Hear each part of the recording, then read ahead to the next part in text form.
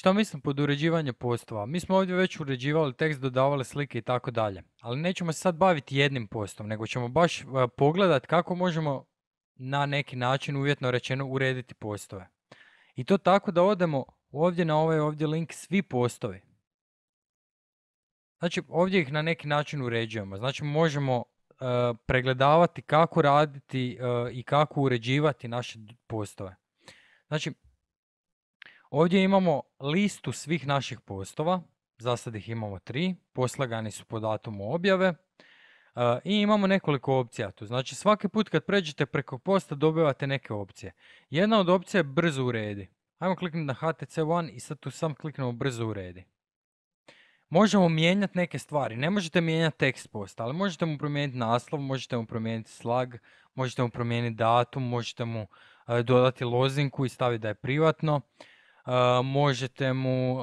Možete ga staviti u druge kategorije, možete mu dodati dodatne oznake, možete mu dozvoliti da ima komentare, dopustiti pinganje i tako dalje. Možemo kliknuti odustani. Možemo obrisati postove. Znači kad bi ovdje kliknuli ovo je moj prvi post, možemo ga staviti u smeće. Znači ako ga stavim u smeće, primijetit ćete da nam se ovdje pojavilo još jedan link. Znači imamo sva objavljeno i smeće. Taj post nam se sad nalazi u smeću, znači nismo ga obrisali.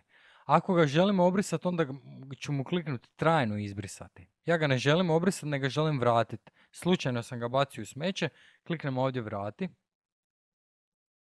I post će mi se automatski vratiti unutar ove ovdje tablice. Mogu ga pregledati.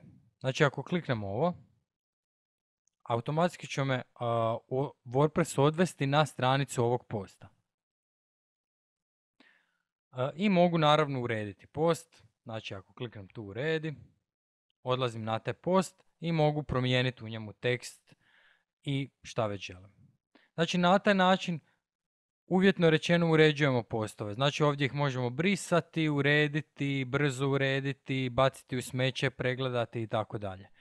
Isto još jednu stvar koju možemo raditi da napravimo nekakve masovne radnje nad njima. Znači recimo želimo obrisati 2 posta. Ja ću ova 2 posta obilježiti i kliknem premjesti u smeće.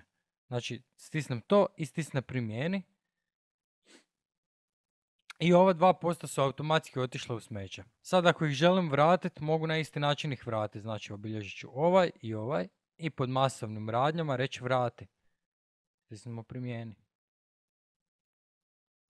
Možemo sad otići tu sva. I možemo prikazati sve datume. Znači možemo isfiltrirati postove. Pošto ih sad nemamo baš puno, nećemo ih filtrirati. Ali možemo ih recimo isfiltrirati po kategoriji. Možemo recimo reći HTC, filtriraj.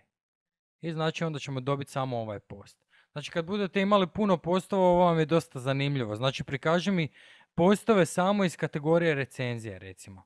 Ili prikaži mi samo postove iz nekategorizirano. Ako to filtriramo, dobili bi 2 posta. Znači ovo je moj prvi post, pošto se oba dvojica nalaze u kategoriji nekategorizirano. I možemo ovdje kliknuti pogledaj sve kategorije. Znači, ove tablice ćete vidjeti kroz cijeli WordPress. Cijelo vrijeme će se negdje pojavljivati. Bilo to, znači, postovi, kategorije. Znači imate sličnu takvu tablicu sa masovnim radnjama. Ako odemo na stranice, vidjet ćemo da tu imamo isto jednu takvu sličnu tablicu. Ako odemo na korisnike, svi korisnici isto. I sve te tablice rade na manje više isti način. Znači pređemo preko naslova ovog s mišem i dobivamo dodatne opcije. Ili možemo raditi masovne radnje. Ili tu najvjerojatnije imamo još, možemo recimo u korisnicima mijenjati uloge.